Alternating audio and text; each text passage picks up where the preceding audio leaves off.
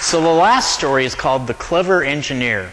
And Auburn, one of the things that really boosted Auburn's growth was the building of the railroad yard in 1913. This is a Northern Pacific train for many years after that.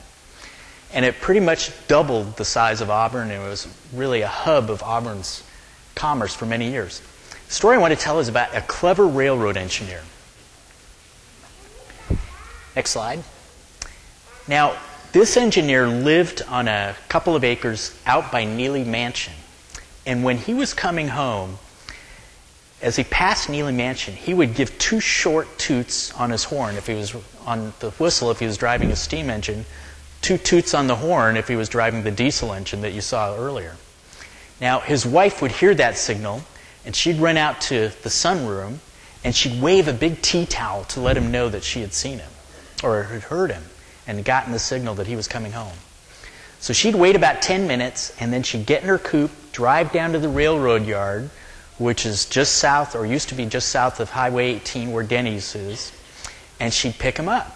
Now, this is the day long before cell phones, so she didn't have any way to get a signal other than this. So it was a pretty clever way of doing this.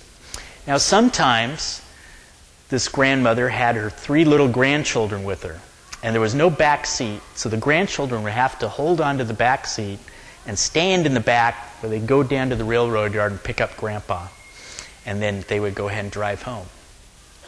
Now, I know that story because that railroad engineer was my great-great-grandfather.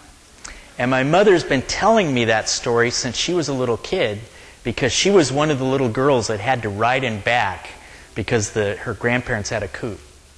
Well, I hope this program has inspired you to tell stories about your family and about your friends. I wrote this story down and published it on our blog, and I had cousins that I didn't even know exist contact me that didn't know this story about our family. So stories are the things that connect us, they can inspire us, and entertain us. So please, I thank you all for participating and being part of Uniquely Auburn this year. And stay afterwards, have some food, participate in the trivia contest, and get a chance to meet the performers. So thank you very much for coming.